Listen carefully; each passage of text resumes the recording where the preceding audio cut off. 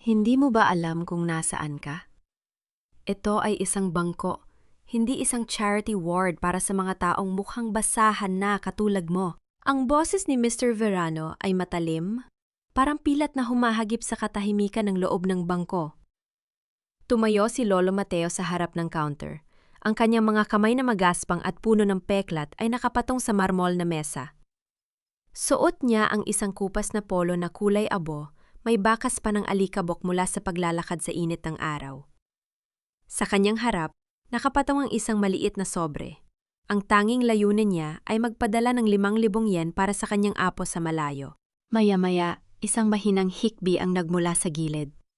Si Maya, ang batang teller, ay nakayuko. Ang kanyang mga daliri ay nanginginig habang sinusubukang iproseso ang transaksyon ni Lolo Mateo. Sa bawat pagpindot niya sa keyboard, ramdam niya ang bigat ng tingin ng kanyang supervisor na si Mr. Verano. Ang lalaking ito, na ang suot na mamahaling relo ay kasing halaga ng buong buwan ng kita ni Maya, ay nilapitan ng matanda at marahas na hinawi ang sobre mula sa mesa. Sayang lang ang oras namin sa'yo, ani Mr. Verano habang itinutulak ang matanda. Hindi nakapanlaban si Lolo Mateo. Ang kanyang katawan ay bumagsak sa sahig. Ang kanyang tuhod ay tumama sa matigas na tile. Sa isang saglit, ang lahat ng ingay sa loob ng bangko ay tila huminto. Ang mga kliyente ay tumingin, ang ilan ay nagbubulungan, ang iba ay umiiwas ng tingin. Tila natatakot na madami sa kahiyang dinaranas ng matanda.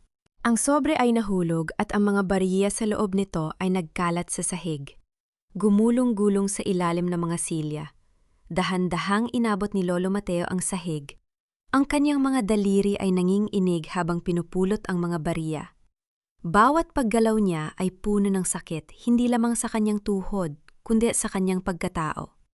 Ang kanyang paningin ay nanlabo, hindi dahil sa katandaan, kundi dahil sa pagpigil sa luha na nais ng kumawala. Tumayo si Maya. Ang kanyang muka ay puno ng habag at galit. Sir, mali po ang ginagawa niyo. Mahinang pagtatanggol niya. Ngunit ang isang matalim na tingin mula kay Mr. Verano ang nagpatigil sa kanya. Bumalik ka sa trabaho mo, Maya, o ikaw ang isusunod ko sa labas.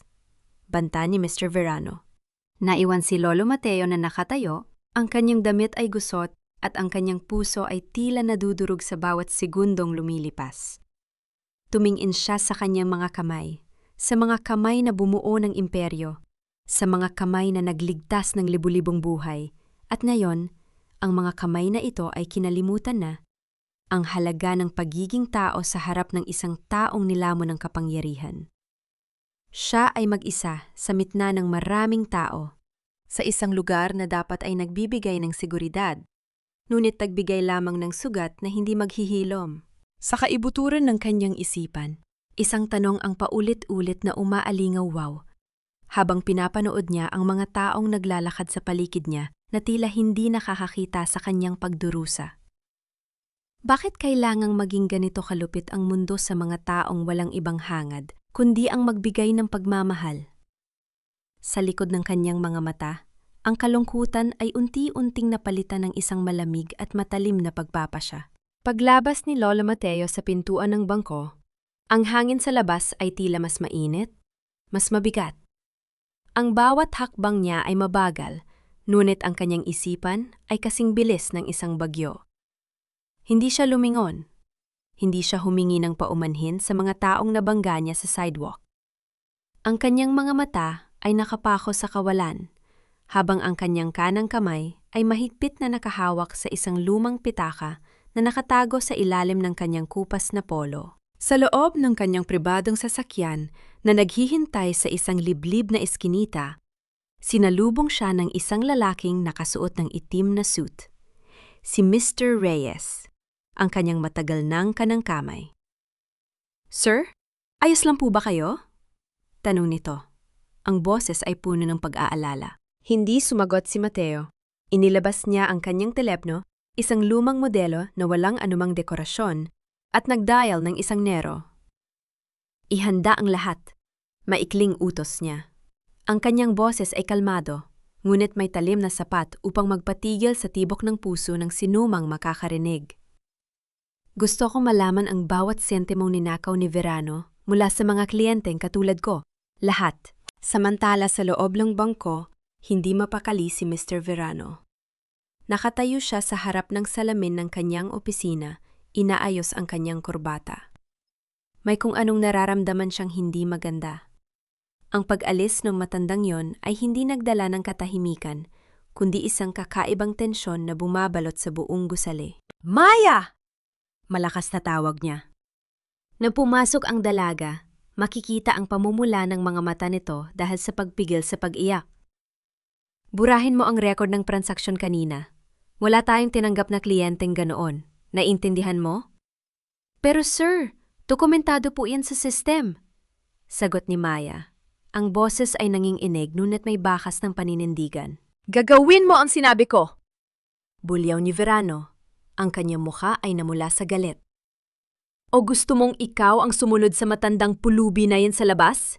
Habang nakayuko si Maya at naglalakad pabalik sa kanyang cubicle, isang mensahe ang pumasok sa kanyang telpon. Isang hindi kilalang numero. Huwag kang matakot, ang katarungan ay hindi natutulog. Tumingin si Maya sa paligid. Ang mga dingding ng bangko ay tila sumisikip. Sa bawat pagtiktak ng orasan sa dingding, nararamdaman niya ang paglapit ng isang hindi maiiwasang komprontasyon. Sa kabilang banda ng lungsod, nakatingin si Mateo sa isang lumang larawan ng isang babaeng nakangiti sa isang harden. Patawarin mo ako, mahal ko. Bulong niya sa hangin. Nayon ko lamang mauunawaan na ang tunay na lakas ay hindi nasusukat sa dami ng perang hawak, kundi sa kung paano natin ipinaglalaban ang mga taong kinalimutan ng mundo. Ang langit ay unti-unting dumidilim, at sa malayo, ang kulog ay tila nagbabadya ng isang malakas na pagbuhos ng ulan na maglilinis sa lahat ng dumi na naipon sa loob ng napakaraming taon. Sa loob ng silid pahingahan ng mga empleyado, ang ingay ng mga kasamahan ay tila lumalayo sa pandinig ni Maya. Nakaupo siya sa isang sulok. Ang kanyang mga kamay ay mahigpit na nakayakap sa kanyang sariling balikat. Ang bawat salita ni Mr. Verano kanina ay tila isang matalim na kutsilyong humahati sa kanyang pagkatao. Kailangan niya ang trabahong ito. Ang kanyang ina ay kasalukuyang nakaratay sa ospital, at ang pambayad sa gamot ay nakasalalay sa bawat araw na siya ay nagtatrabaho sa bangko. Bumukas ang pinto at pumasok si Mr. Verano. Ang kanyang presensya ay naghatid ng matinding lamig sa maliit na silid. Tumingin siya sa paligid, ang kanyang mga mata ay nananuri, hanggang sa tumigil ang kanyang tingin kay Maya. Maya, may bago tayong audit na yung araw. Wika niya. Ang boses ay pilit na ginawang mahinahon, ngunit may halong pananakot. Siguraduhin mong malinis ang mga record. Ayaw kong magkaroon ng kahit anong aberya. Naiintindihan mo ba? Tumango si Maya, kahit na ang loob niya ay nanginginig sa takot. Alam niya ang ibig sabihin nito. Ang pagmanipula sa mga dokumento upang pagtakpan ang mga maling transaksyon ni Mr. Verano. Ito ang krimeng maaaring magpadala sa kanya sa kulungan, habang ang lalaking nag-utos sa kanya ay mananatiling malinis at tanyag. Samantala, sa isang tahimik na silid sa isang penthouse na tanaw ang buong syudad, nakatayo si Lolo Mateo sa harap ng bintana. Ang kanyang refleksyon sa salamin ay nagpapakita ng isang matandang lalaking tila pagod na sa mundo, ngunit ang kanyang mga mata ay nananatiling matalim.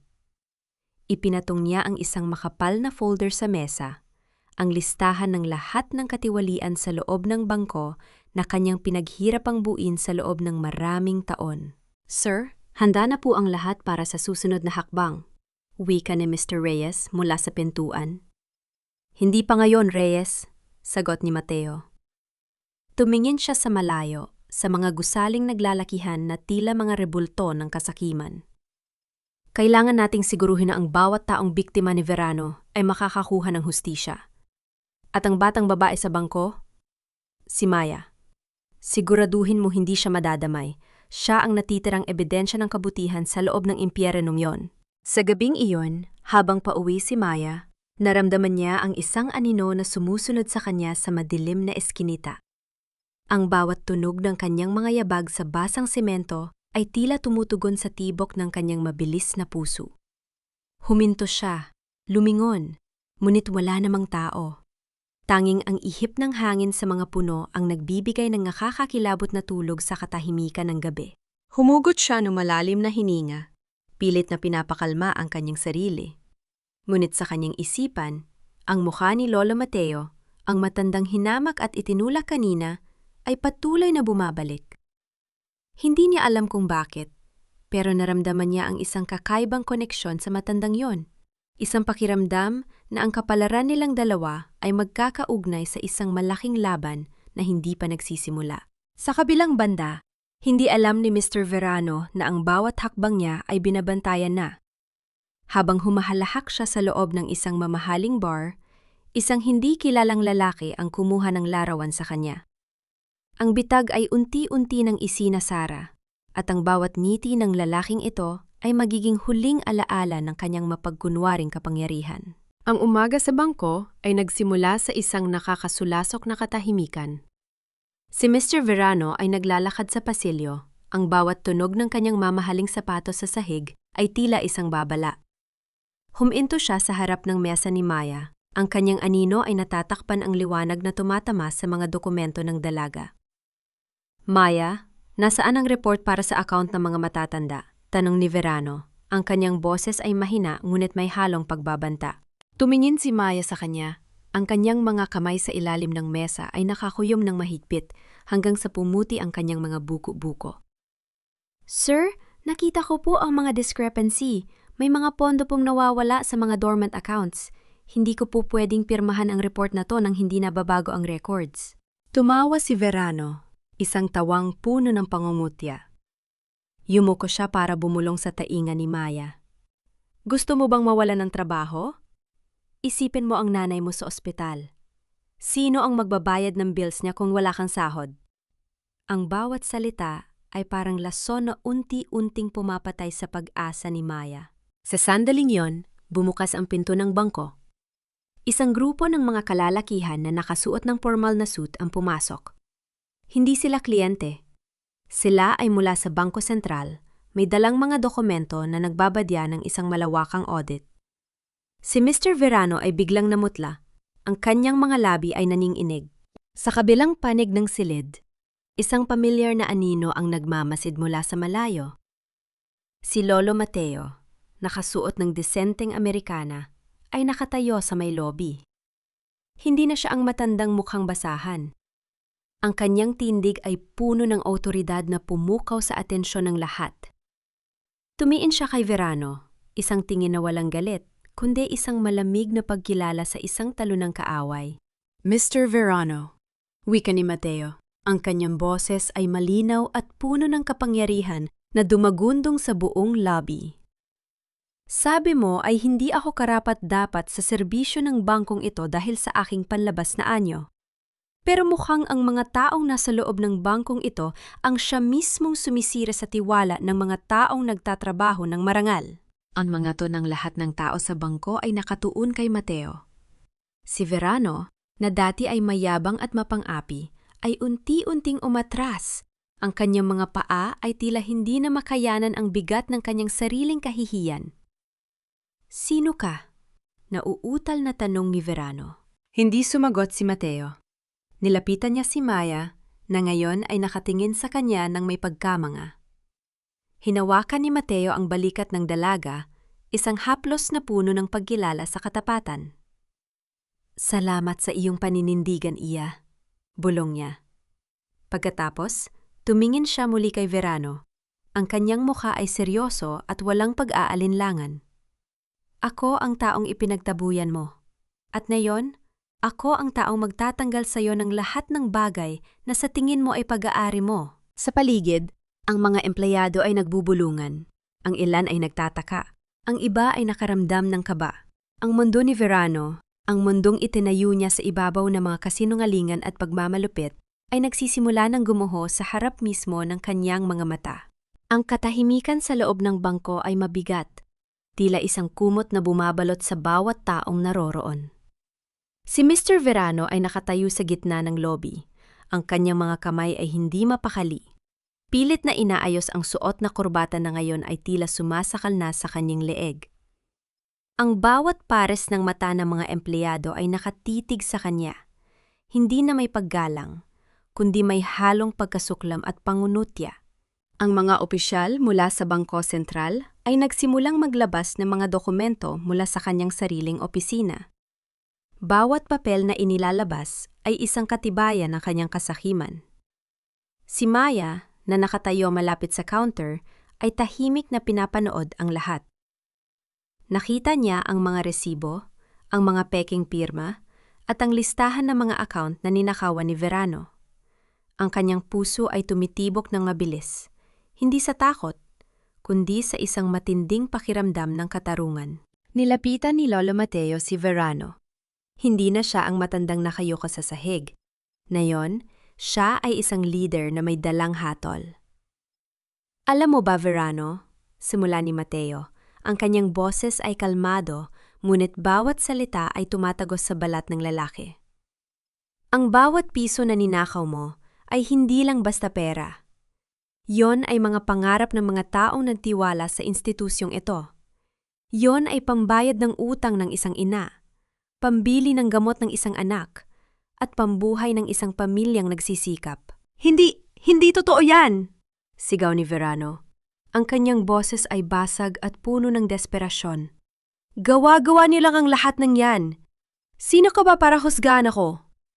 Bumaling si Mateo sa mga empleyado. Ako ang taong ninakawan niyo ng danggal kanina. Pero higit sa lahat, ako ang taong nagmamay-ari ng bangkong ito. Ang buong labi ay nabalot ng gulat. Si Maya ay napasinghap. Ang lahat ay tila hindi makapaniwala sa narinig. Si Verano ay napaluhod sa sahig. Ang kanyang mundo ay tuluyang gumuho. Ang kanyang kayabangan, ang kanyang kapangyarihan, ang lahat ng bagay na kanyang ipinagmalaki ay naglaho sa isang iglap. Ang mga security guard na dating sumusunod sa kanyang bawat utos ay lumapit.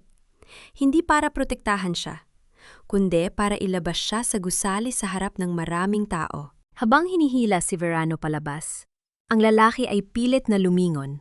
Ang kanyang mga mata ay nagmamakaawa. Ngunit walang sinuman ang nagbigay ng pansin. Para siyang isang anino na tinangay ng hangin. Iniwan ang lahat ng kanyang kasinungalingan sa likod. Lumapit si Mateo kay Maya. Inabot niya ang isang sobre sa dalaga.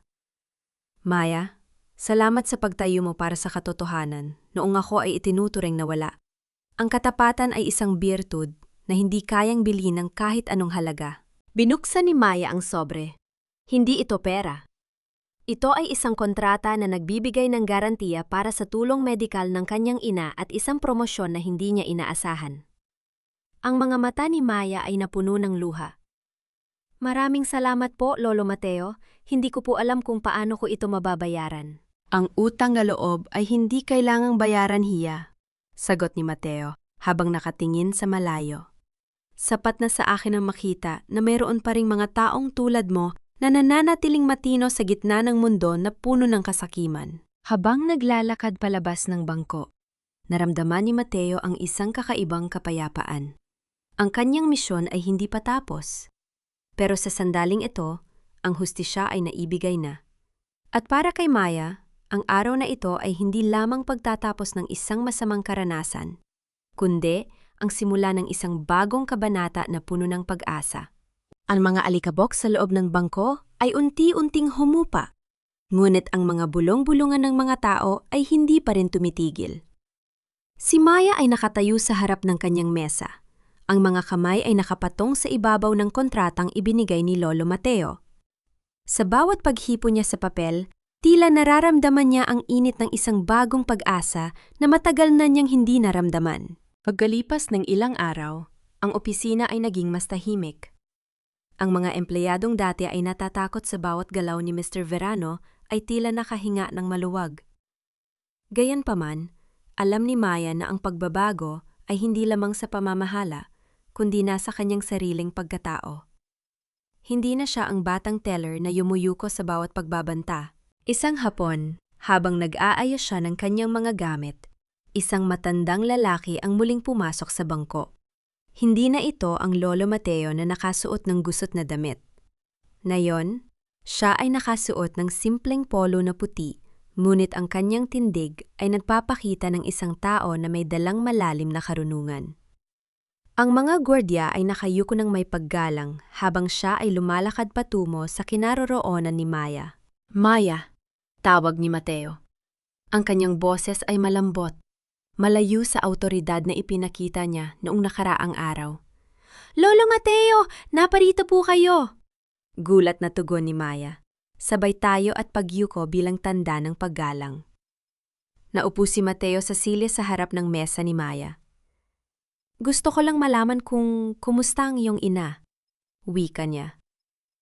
Ang tunay na yaman ay hindi ang pag-aari ng bangkong ito, kundi ang kalusugan ng mga taong mahal natin. Naramdaman ni Maya ang pag-init ng kanyang mga mata. Salamat po, Lolo. Salamat sa inyong tulong. Ang nanay ko po ay nasa mas mabuting kondisyon na ngayon. Hindi ko po alam kung paano ko mapupunan ng inyong kabutihan. Ngumiti si Mateo, isang ngiting puno ng pait at tamis. Tumingin siya sa labas ng bintana, kung saan ang mga tao ay nagmamadaling naglalakad sa kalsada. Bawat isa ay may daladalang sariling pasan. Ang buhay ay parang isang siklo ng pagtulong, Hiya. Nung ako ay nagsisimula pa lamang, marami ring taong hindi naniwala sa akin. Ang tanging nagpatuloy sa akin ay ang alaala ng mga taong naniwala sa akin kahit wala pa akong anuman. Sa sandaling iyon, naramdaman ni Maya na si Mateo ay hindi lamang isang bilyonaryo na naghahanap ng katarungan. Siya ay isang taong naghahanap ng koneksyon sa isang mundong puno ng pagkukunyari. Ang kanilang pag-uusap ay nagpatuloy sa loob ng mahabang oras, hindi tungkol sa negosyo o pera, kundi tungkol sa buhay, pagpapatawad at ang kahalagahan ng pagiging matatag sa harap ng pagsubok. Habang naglalakad palabas si Mateo, lumingon siya kay Maya. Maghanda ka sa susunod na linggo. May mga bagay tayong kailangang ayusin sa foundation ng aming pamilya. Kailangan ko ng taong may malinis na puso na makakatulong sa akin sa pagpili ng mga pamilya ang dapat tulungan. Naiwan si Maya na nakatingin sa papalayo na anino ng matanda. Alam niya na ang kanyang buhay ay hindi na muling babalik sa dati. Ang takot na minsan ay bumabalat sa kanya ay napalitan ng isang layunin. Isang layunin na maging bahagi ng pagbabagong sinimulan ni Lolo Mateo. Sa labas, ang araw ay dahan-dahang lumulubog, nag-iiwan ng kulay kahel na liwanag sa langit, isang pangako ng panibagong bukas. Ang mga araw ay mabilis na lumilipas, at si Maya ay unti-unti nang nagiging kanang kamay ni Lolo Mateo sa mga gawaing pangkawanggawa. Ngunit sa likod ng bawat ngiti ng matanda tuwing nakakatulong sila sa ibang pamilya, isang malalim na lungkot ang nananatiling nakatago sa kanyang mga mata. Isang hapon, habang nag-aayos sila ng mga dokumento sa silid-aklatan ng mansyon ni Mateo, napansin ni Maya ang isang lumang kahon na nakatago sa ilalim ng isang makapal na alpombra. Hindi sinasadya, nabuksan niya ito. Sa loob ay may mga larawan ng isang batang babae na kamukha niya, ang mga mata, ang ngiti, maging ang paraan ng pagkakaayos ng buhok. Sino po siya, Lolo? Mahinang tanong ni Maya. Ang kanyang tinig ay nanginginig sa pagkamangha at takot. Tumigil si Mateo sa pagbabasa. Dahan-dahan siyang tumayo. Ang bawat hakbang ay mabigat, tila bit-bit ang bigat ng nakalipas na mga dekada. Lumapit siya kay Maya at kinuha ang larawan mula sa kamay ng dalaga.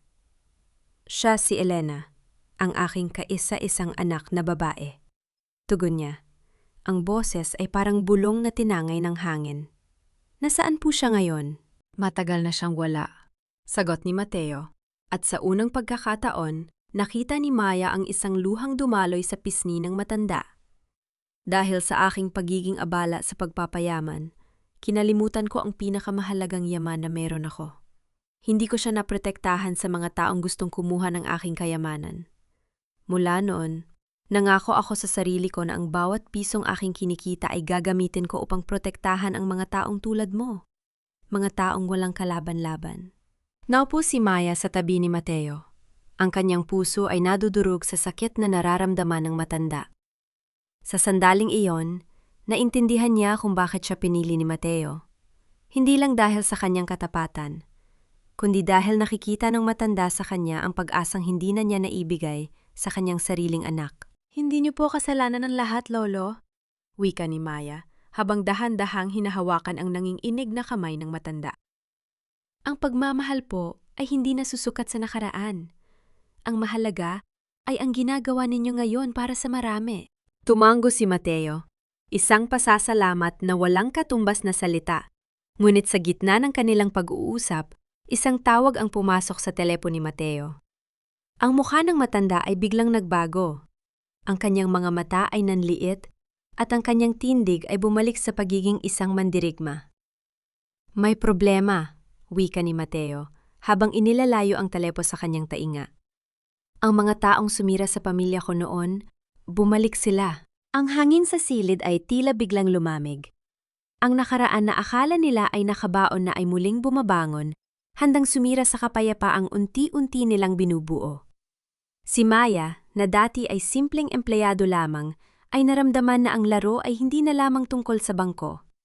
Ito ay tungkol sa pamilya, sa paghihiganti, at sa isang lihim na maaaring magpabago sa kapalaran ng lahat.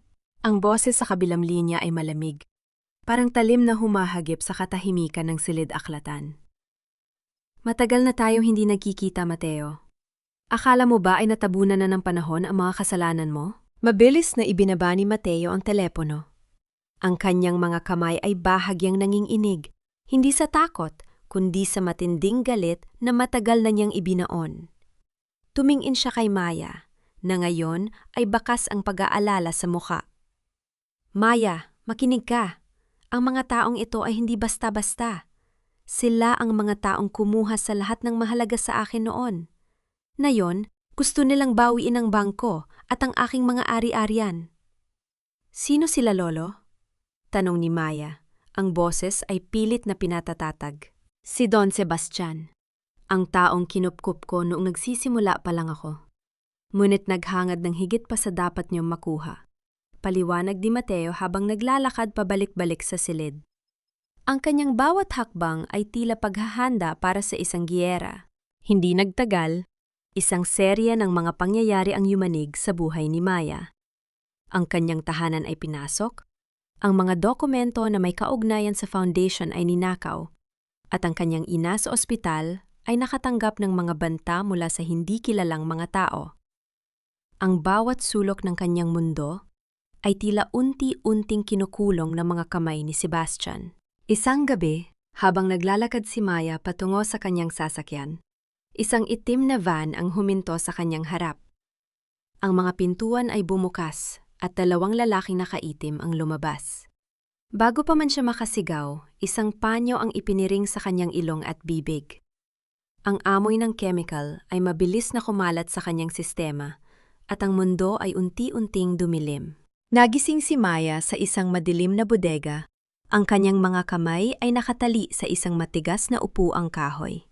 Sa harap niya, nakaupo si Don Sebastian, isang lalaking may mukhang matalino, ngunit ang mga mata ay puno ng kasakiman. Hawak nito ang isang lumang litrato, ang litrato ni Elena na nakita ni Maya kanina sa mansyon. Maganda ang relasyon niyo ng matandang yon, ah? Wika ni Sebastian habang dahan-dahang hinahaplos ang gilid ng litrato. Alam mo ba, Hia, ang lahat ng yaman ni Mateo ay nakatali sa isang trust fund na matagal ko nang pinapang-arap? At ikaw ang susi para pilitin siyang ibigay ang lahat. Hindi niya ibibigay ang lahat dahil lang sa akin.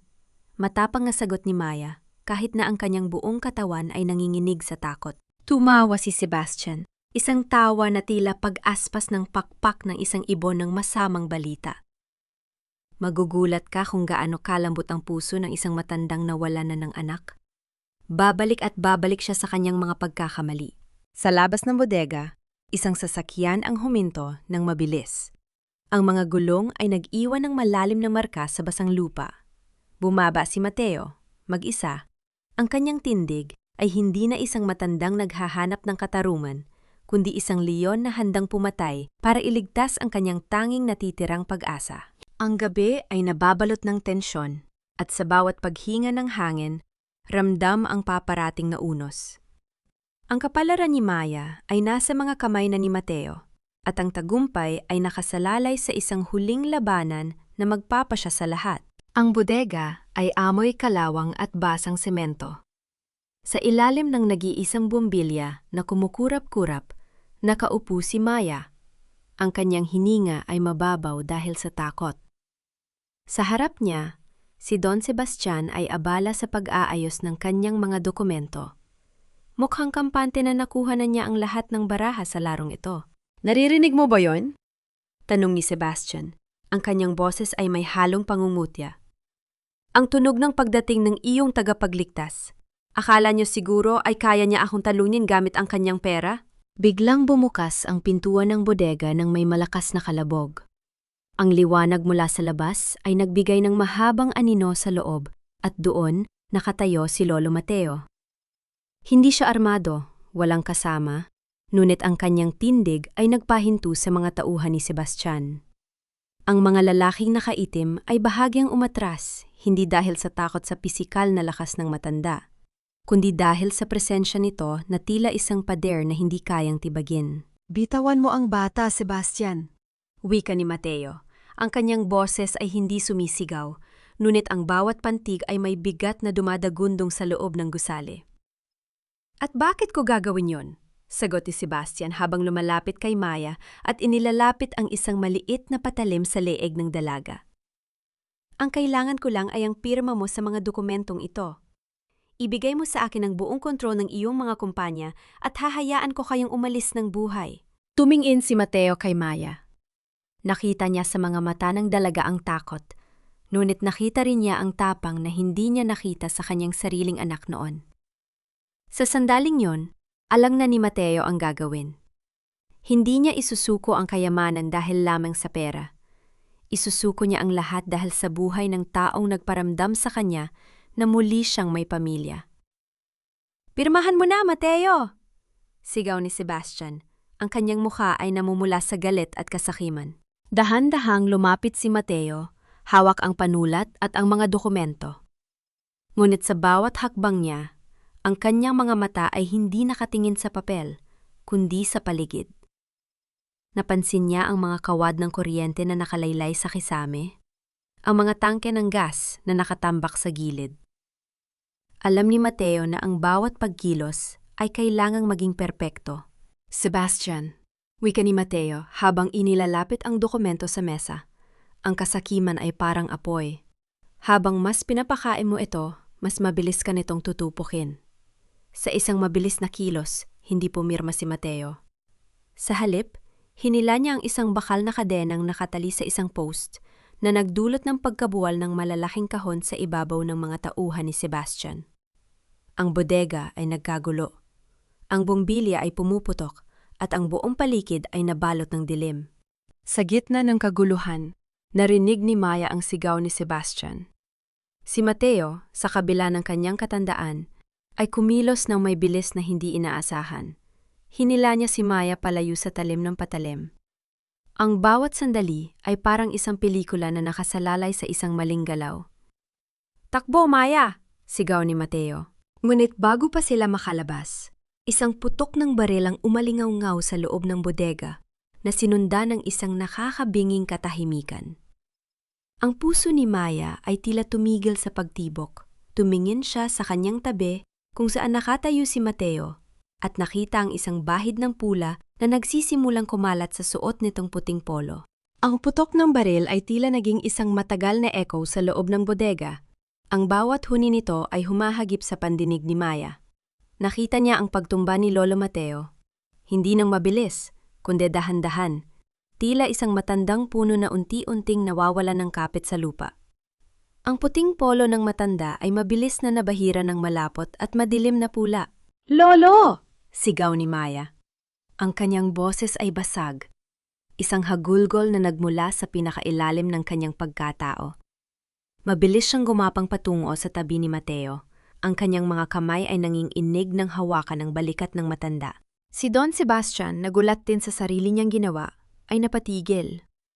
Ang kanyang hawak na baril ay dahan-dahang bumagsak sa sahig.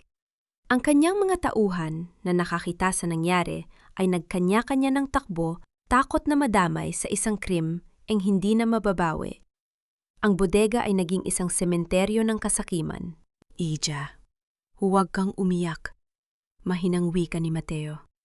Ang kanyang boses ay tila hangin na lamang na humahampas sa kanyang mga labi. Pinilit niyang ngumiti, isang ngiting puno ng kapanatagan. Ayos lang ako. Ang mahalaga, ligtas ka. Bakit niyo ginawa yon? Bakit niyo ibinuwis ang buhay niyo para sa akin? Tanong ni Maya habang pilit na pinipigilan ang pagdaloy ng dugo gamit ang kanyang sariling damit. Ang mga luha niya ay patuloy na tumutulos sa mukha ni Mateo, naghahalo sa alikabok at pawis. Dahil sa wakas, sagot ni Mateo. Nakabawi na ako sa pagkukulang ko kay Elena. Sa pagliligtas ko sa iyo, pakiramdam ko ay nailigtas ko rin siya. Hindi na naghintay si Maya. Gamit ang natitirang lakas, tinawagan niya ang pulisya at ang ambulansya. Sa loob ng bodega, ang mga ilaw ng sirenang paparating ay nagsimulang magbigay ng asul at pulang kislap sa mga pader, tila mga matang nakamasid sa katapusan ng isang masamang panaginip. Si Don Sebastian ay hindi na nagtangkang tumakas. Nakaupo lamang siya sa isang sulok. Ang kanyang mga mata ay blangko, tila hindi makapaniwala na sa isang iglap. Ang kanyang buong mundo ay nagwakas. Pagdating ng mga rescuer, mabilis nilang binuhat si Mateo. Bago tuluyang isakay sa ambulansya, humawak ang matanda sa kamay ni Maya. Ang mga dokumento, nasa loob ng aking bulsa. Ibigay mo sa mga otoridad. Doon nakasaad ang katotohanan.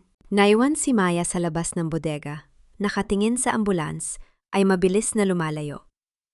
Ang paligid ay unti-unting pinupuno ng mga pulis, ngunit wala siyang naririnig. Ang tanging nararamdaman niya ay ang lamig ng gabi at ang bigat ng responsibilidad na iniwan sa kanyang mga kamay. Nayon, siya na ang tagapagdala ng laban ni Mateo, ang laban para sa katarungan, para sa pamilya, at para sa katotohanan na matagal nang nalunod sa kasinungalingan. Sa kabilang banda, sa loob ng ospital, isang operasyon ang nagsisimula. Ang bawat segundo ay mahalaga at ang kapalaran ni Mateo ay nakasalalay sa isang manipis na linya sa pagitan ng buhay at kamatayan. Ang mga pasilyo ng ospital ay napuno ng puti at amoy ng antiseptic, isang amoy na tila sumusakal sa bawat paghinga ni Maya. Nakaupo siya sa labas ng operasyon. Ang kanyang mga kamay na may bahid pa ng tuyong dugo ni Mateo ay nanginginig sa bawat paglipas ng minuto. Ang orasan sa dingding ay parang tumitibok ng mabagal. Bawat paggalaw ng kamay nito ay isang pahirap sa kanyang nag-aalalang puso. Sa bawat pagbukas ng pinto ng operating room, ang bawat anino ng doktor o nurse na lumalabas ay nagbibigay ng matinding kaba sa kanyang dibdib. Sa kanyang isipan, paulit-ulit na bumabalik ang mga sandali sa loob ng bodega, ang boses ni Mateo, ang init ng dugo nito, at ang kanyang huling mga salita. Ang mga dokumento, ibigay mo sa mga otoridad. Dahan-dahang kinuha ni Maya ang folder na ibinigay ni Mateo mula sa kanyang bag. Ang bawat pahina ay naglalaman ng mga ebidensya ng malawakang panloloko, money laundering, at mga banta sa buhay ng mga empleyado ni Sebastian. Hindi na ito basta papel. Ito ay isang sandata na maaaring sumira sa imperyo ng kasakiman na matagal nang nag-ari. Dumating ang ilang mga opisyal ng pulisya kasama ang abogado ni Mateo. Ang abogado, isang lalaking matanda na may seryosong muka, ay lumapit kay Maya. Hiya, nasaan ang ebidensya? Kailangan nating kumilos ngayon bago pa man magkaroon ng pagkakatao ng kampo ni Sebastian na burahin ang lahat ng bakas. Tumingin si Maya sa mga pulis. Ang kanyang takot noong nakaraang araw ay wala na. Sa halip, isang matibay na determinasyon ang pumalit. Narito po, wika niya habang iniabot ang folder. Lahat ng katiwalian, lahat ng pangalan, at lahat ng transaksyong ginawa ni Sebastian ay nakasaad dyan. Kasama rin ang mga records na pinilit niyang burahin sa bangko. Habang pinoproseso ng mga otoridad ang ebidensya, isang balita ang kumalat sa buong ospital. Si Sebastian ay nasa ilalim na ng kustodya ng mga pulis, ngunit ang kanyang mga tauhan ay nagtatangkang gumawa ng gulo upang pigilan ang kaso. Alam ni Maya na hindi pa tapos ang laban. Ang bawat hakbang niya ay binabantayan na ngayon ng mga taong gustong manahimik ang katotohanan. Maya-maya, bumukas ang pinto ng operating room. Isang doktor na may pagod na mukha ang lumabas. Tumayo si Maya, ang kanyang hininga ay pigil. Ang doktor ay tinanggal ang kanyang maskara at tumingin kay Maya ng may seryosong ekspresyon. Ang operasyon ay matagumpay, wika ng doktor. Ngunit ang susunod na 24 na oras ay critical. Kailangan natin siyang obserba, anang mabuti. Naramdaman ni Maya ang pagluwag ng tensyon sa kanyang katawan. Ngunit hindi siya nakaramdam ng lubos na saya. Alam niya ang laban para sa buhay ni Mateo ay nagsisimula pa lamang, tulad ng laban para sa katarungan na kanyang sinimulan. Sa loob ng ICU, nakita niya ang matanda, nakaratay, maputla, at nakakabit ang iba't ibang tubo. Nilapitan niya ang kama at hinawakan ang kamay ng matanda. "Lolo?" Bulong niya sa gitna ng katahimikan. "Nagawa ko na. Ang katarungan ay malapit na. Magising lang kayo at makikita ninyo hindi na muling maghahari ang kasakiman." Ang labas ng ospital ay nababalot ng kadiliman ng gabi. Ngunit sa loob ng silid, isang maliit na ilaw ang nakabukas. Isang simbolo ng pag-asa na hindi matitinag ng kahit na anong unos. Ang mga balita ay kumalat sa buong syudad tulad ng apoy sa gitna ng tuyong damuhan. Sa mga telebisyon, ang mukha ni Don Sebastian ay nakapaskil sa bawat channel, hindi na bilang isang makapangyarihang bilyonaryo, kundi bilang isang kriminal na nakaposas habang hinahatak palabas ng korte. Ang kanyang mga taga-suporta ay nagsitalikod. Ang kanyang mga kumpanya ay unti-unting nakakakuha ng mga freeze order mula sa gobyerno. Ang imperyong itinayo niya sa ibabaw ng dugo at kasinungalingan ay nagkawatak-watak na parang isang basong nabagsak sa semento. Sa loob ng ospital, ang bawat araw ay isang mahabang paghihintay. Si Maya ay hindi umalis sa tabi ni Mateo. Binabasa niya ang mga pahayagan sa matanda. Ikinukwento ang bawat hakbang ng husti, siya na unti-unting nakakamit. "Nakulong na po siya, Lolo?" Bulong ni Maya isang umaga, habang inaayos ang mga bulaklak sa tabi ng kama. Hindi na niya magagawang manakit ng kahit sino. Ang lahat ng ninakaw niya ay ibinabalik na sa mga tamang may-ari. Sa gitna ng katahimikan, isang bahagyang paggalaw ang naramdaman ni Maya. Ang mga daliri ni Mateo ay bahagyang kumilos. Maya-maya, ang kanyang mga talukap ng mata ay dahan-dahang bumukas, nilalabanan ang matinding liwanag ng silid. "Hija?" Ang boses ng matanda ay paos, tila galing sa isang mahabang panaginip. "Lolo! Gising na kayo?" Mabilis na tawag ni Maya sa nurse. Ang kanyang puso ay umaapaw sa ligaya. Hindi niya napigilan ang pagtulo ng kanyang mga luha. Hindi luha ng sakit, kundi ng pasasalamat. Pagkalipas ng ilang oras, nang maging mas maayos ang lagay ni Mateo, tinignan niya si Maya ng matagal. "Nagawa mo ang lahat ng ito ng mag-isa." Wika niya, ang boses ay puno ng paghanga. "Ang katarungan ay hindi lamang isang konsepto. Ito ay isang responsibilidad na pinili mong pasanin." "Hindi ko po ito nagawa kung hindi dahil sa inyo, Lolo," sagot ni Maya. "Kayo ang nagturo sa akin na kahit gaano kadilim ang mundo, laging may liwanag na naghihintay kung tayo ay mananatiling tapat." Sa mga sumunod na araw, nagsimulang bumisita ang mga taong tinulungan ni Mateo at Maya. Ang mga pamilyang nabigyan ng pag-asa, ang mga empleyadong nabigyan ng husti, sila ang bumuo ng isang mahabang pila sa labas ng ospital. Hindi sila nagdala ng mamahaling regalo, kundi mga simpleng pasasalamat, mga prutas, at mga dasal na tila nagbibigay ng bagong lakas kay Mateo. Si Sebastian, sa loob ng kulungan, ay unti-unting nauupos. Ang kanyang yaman ay hindi siya maililigtas sa rehas. Ang bawat gabi ay isang pagmumuni-muni sa kanyang nagawang pagkakamali, habang sa kabilang panig, si Mateo ay unti-unting nakakabawi ng lakas, kasama ang taong naging anak na rin ang turing niya. Ang kasaysayan ng bangko ay hindi na muling magiging pareho. Ang pangalan ni Mateo ay hindi na lamang kilala bilang isang mayamang bilyonaryo, kundi bilang isang taong nahanap ang tunay na yaman sa gitna ng katarungan at pagmamahal. Ang unos ay lumipas na, at ang langit ay muling nagbigay ng payapang liwanag. Isang pag-asa na hindi na muling mabubura ng kahit anong bagyo. Ang hangin sa labas ng ospital ay sariwa. Dala ang amoy ng mga bulaklak na namumukadkad sa hardin. Matapos ang ilang linggo ng paglalaban sa pagitan ng buhay at kamatayan, sa wakas ay pinayagan na si Lolo Mateo na makauwi. Hindi na siya dinala sa kanyang malaking mansyon na puno ng mga alaala ng kalungkutan, kundi sa isang maliit ngunit maaliwalas na bahay na matatagpuan sa gilid ng dagat. Ang lugar kung saan siya lumaki bago pa man siya naging bilyonaryo. Kasama niya si Maya, na ngayon ay nagsisilbi na hindi lamang bilang isang katuwang sa negosyo, kundi bilang isang tunay na kapamilya. Sa loob ng bahay, ang bawat sulok ay punong-puno ng init. Ang mga pader na dati ay malamig ay nababalutan ngayon ng mga tawa at kwentuhan. Habang nakaupo si Mateo sa beranda, nakatanaw sa asul na dagat, isang pamilyar na mukha ang lumapit. Ang kanyang apo sa malayang probinsya. Ang batang matagal na niyang hindi nakikita dahil sa mga gulo ng nakaraan, ay dumating upang siya ay dalawin. Ang pagkikita ay puno ng pag-aalinlangan sa simula, ngunit nang makita ng bata ang matanda na ngayon, ay payapa na at wala ng bakas ng pagiging mapagmataas. Ang bawat distansya ay unti-unting naglaho. Lolo! Tawag ng bata habang lumalapit at humahalik sa kamay ng matanda.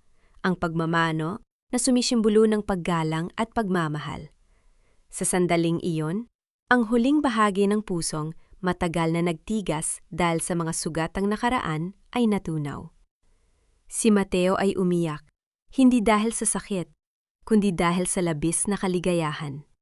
Ang kanyang pagbabalik sa simpleng buhay ay hindi isang pagtakas, kundi isang pagyakap sa mga bagay na tunay na mahalaga. Ija, wika ni Mateo kay Maya, habang pinagmamasdan ng kanyang apo na naglalaro sa buhanginan. Salamat sa pagpapakita sa akin na ang yaman ay walang silbi kung wala kang pagbabahaginan nito. Ang bangko ay muling itatayo, ngunit sa pagkakataong ito ay magsisilbing tulay para sa mga nangangailangan. Ang mga lokal na residente sa baybayin ay nagsimulang magbigay ng paggalang kay Mateo, hindi bilang ang makapangyarihang bilyonaryo na dati nilang kinatatakutan, kundi bilang isang kaibigan na handang makinig at tumulong. Ang bawat gabi ay nagtatapos sa simpleng hapunan.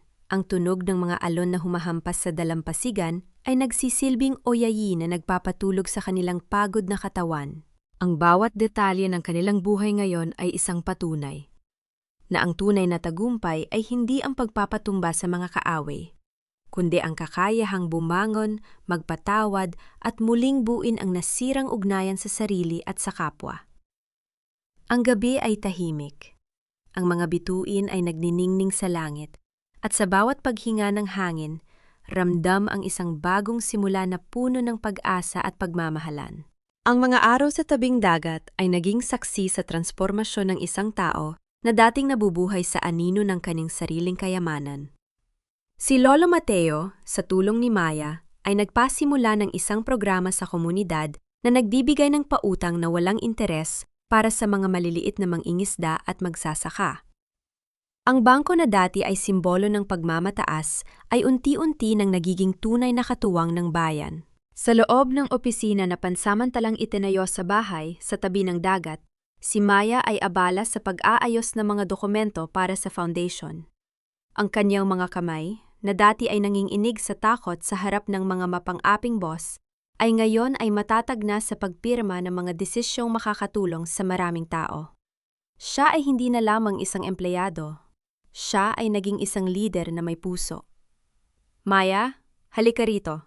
Tawag ni Mateo mula sa beranda. Lumapit ang dalaga at naupo sa tabi ng matanda. Tumingin si Mateo sa malayo, kung saan ang mga bangka ng mga mangingisda ay unti-unting bumabalik mula sa laot. Nakikita mo ba ang mga taong yun? Tanong ni Mateo. Dati, takot silang lumapit sa akin. Nayon sila ang unang bumabati sa akin tuwing umaga. Hindi dahil sa pera, kundi dahil naramdaman nilang may nagpapahalaga sa kanilang pagod.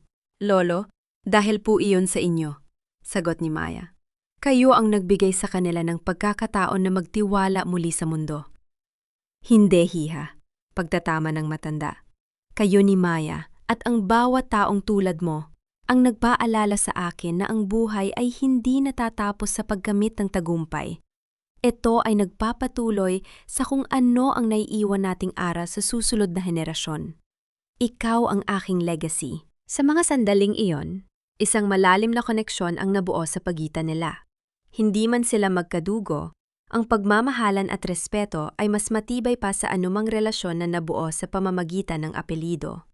Ang mga sugat na natamo ni Mateo sa bodega at ang mga luha ni Maya sa ospital ay naging mga marka ng isang laban na pareho nilang ipinagwagi. Habang lumilipas ang mga oras, ang araw ay muling lumulubog, nagpipinta ng kulay ginto sa ibabaw ng dagat. Ang bawat alon na humahampas sa pampang ay tila nagbubulong ng mga kwento ng pagpapatawad at pag-asa. Ang buong komunidad ay nagsimulang magtipon para sa isang simpleng salu-salo bilang pasasalamat sa mga proyektong naipatupad. Sa gitna ng tawanan at kantahan, si Mateo ay nakaupo, pinagmamasdan ng buhay na kanyang nabago, at ang taong naging dahilan upang muli siyang mabuhay ng may saysay. Alam nilang dalawa na ang anumang bagyo ay darating pa, hindi na sila matatakot. Dahil sa bawat pagsubok, may katapat na karunungan, at sa bawat kawalan, may nakalaang panibagong simula para sa mga taong may busilak na puso. Ang araw ng hatol ay dumating na may dalang liwanag na tila nagdanais maglinis sa kasaysayan ng bangko. Sa loob ng malaking bulwagan ng hukuman, ang bawat upuan ay puno ng mga taong biktima ng kasakiman ni Don Sebastian. Ang boses ng hukom ay matalim at malinaw. Bawat salita ay isang martilyong tumitibok sa pader ng mga kasinungalingan. Dahil sa mga matibay na ebidensya at testimonya, hinahatulan ang nasasakdal na si Don Sebastian ng habambuhay na pagkabilanggo, wika ng hukom. Ang bawat tao sa loob ng bulwagan ay naghiyawan, ngunit hindi sa paraang masaya, kundi sa paraang puno ng pagpapakawala ng matagal na inimbak na pait. Si Sebastian, na nakaupo sa loob ng kulungan sa loob ng courtroom, ay hindi na makatingin sa paligid. Ang kanyang mukha ay wala ng bahid ng kapangyarihan. Siya ay isang matandang lalaking nilamon ng sarili niyang mga pagkakamali. Iniwan ng lahat ng taong dati ay sumasamba sa kanyang pera. Nanonood lamang si Lolo Mateo mula sa isang monitor sa kanyang tahanan, kasama si Maya. Walang saya sa kanyang mga mata, kundi isang malalim na pagtanggap. Ang katarungan ay hindi paghihiganti, Maya, bulong niya. Ito ay pagbabalik ng kaayusan sa mundo na ginulo ng maling pagpili. Lumipas ang mga buwan at ang pagbabago ay naging permanente. Ang foundation na itinayo ni Mateo ay patuloy na lumalago, tinutulungan ang libu-libong pamilya na dati ay nangangarap lamang ng kaginhawaan. Ang pangalan ni Mateo ay hindi na kinatatakutan, kundi minamahal. Si Maya, na dating isang simpleng teller, ay isa na ngayong ehekutibo na ng ungguna sa mga programa ng foundation. Ang bawat kilos niya ay may tatak ng pagpapakumbaba at katapatan na itinuro sa kanya ng matanda. Isang hapon, habang naglalakad sila sa pampang ng dagat, huminto si Mateo at humarap kay Maya. Ang kanyang mga mata ay nagniningning sa kabila ng kanyang katandaan. Ija, nahanap ko na ang kapayapaan na hinahanap ko sa loob ng mahabang panahon. At ang lahat ng iyon ay dahil sa iyo. Lolo, kayo po ang nagbukas ng pinto para sa akin, tugon ni Maya, habang nakangiti sa matanda. Hindi, pagtatama ni Mateo. Tayo ang nagbukas ng pinto para sa isa't isa. Ang nakaraan ay hindi na muling babalik para manakit. Ang bukas ay nakalaan na sa mga taong marunong magmahal. Sa huling pagtanaw sa dagat, ang bawat alon ay tila nagbubulong ng isang panalangin. Ang buhay, bagaman puno ng mga pagsubok, ay nagtatapos sa isang melodya ng kapayapaan. Ang mansyon na dati ay kulungan ng kalungkutan ay naging tahanan ng mga nangangarap, at ang bawat bintana nito ay naglalabas ng liwanag na nagsisilbing gabay sa mga naliligaw. Walang natira, kundi ang alaala ng isang matandang nagbago dahil sa pagmamahal, at isang dalagang nagpatunay na ang kabutihan ay hindi kailanman nawawala kahit sa gitna ng pinakamadilim na unos. Ang lahat ay maayos na. Ang lahat ay nakahanap na ng kanilang tahimik na daungan. Lumipas ang 5 taon. Ang mansyon sa tabi ng dagat ay hindi na lamang isang bahay. Ito ay naging isang kanlungan para sa mga batang ulila at mga pamilyang nangangailangan ng panibagong simula. Sa loob ng malawak na hardin, makikita si Lolo Mateo na nakaupo sa isang silya, pinagmamasta ng mga bata na nagtatakbuhan. Ang kanyang buhok ay mas maputi na, ngunit ang kanyang mga mata ay mas maliwanag kaysa dati. Si Maya, na ngayon ay may sariling pamilya, ay nakatayo sa tabi niya, hawak ang kamay ng kanyang anak. Tumingin siya kay Mateo. Ang pagmamahal na nakikita niya sa matanda ay hindi na lamang pagiging anak, kundi pagkilala sa isang ama na nagturo sa kanya ng kahulugan ng tunay na danggal. Sa pagtatapos ng kanilang kwento, 3 tanong ang mananatiling sumasagot sa kanilang puso. Una, ang pagpapatawad. Nagpatawad na ba si Mateo? Oo. Hindi niya pinatawad si Sebastian dahil sa pagiging mabait nito, kundi dahil tinanggap na niya na ang put ay isang pabigat na hindi na dapat dalhin. Ang pagpapatawad ay hindi para sa nagkasala, kundi para sa taong nasaktan upang makalaya. Pangalawa, ang kapayapaan. Natagpuan na ba nila ito? Oo. Ang kapayapaan ay hindi ang kawalan ng unos, kundi ang kakayahang manatiling kalmado sa gitna nito. Ang kanilang payapang buhay sa tabing dagat ay bunga ng pagpili na maging masaya kahit sa gitna ng mga alaala ng nakaraan. Pang-atlo, ang aral. Ano ang iniwan nilang marka sa mundo? Na ang tunay na yaman ay hindi nasusukat sa dami ng perang naipon sa bangko, kundi sa dami ng mga buhay na nabago at napagaling. Ang pagkatao ng isang tao ay mas matimbang kaysa sa anumang material na bagay, at ang kabutihan ay ang tanging pamana na hindi kailanman malalaos. Sa paglubog ng araw, huminga ng malalim si Mateo. Ramdam niya ang bawat dampi ng hanging dagat sa kanyang balat, isang haplos na tila paalam ng nakaraan at pagbati ng bukas. Siya ay masaya, hindi dahil siya ay bilyonaryo, kundi dahil sa wakas. Siya ay naging isang simpleng tao na minahal at nagmahal. Habang ang mga bituin ay nagsisimulang magningning, tinitigan ni Mateo ang langit. Alam niyang ang bawat kwento ay may katapusan, ngunit ang bawat pagtatapos ay simula lamang ng isang bagong paglalakbay. At sa mundong ito, hanggat may mga taong tulad ni Maya, ang liwanag ng kabutihan ay hindi kailanman mamamatay.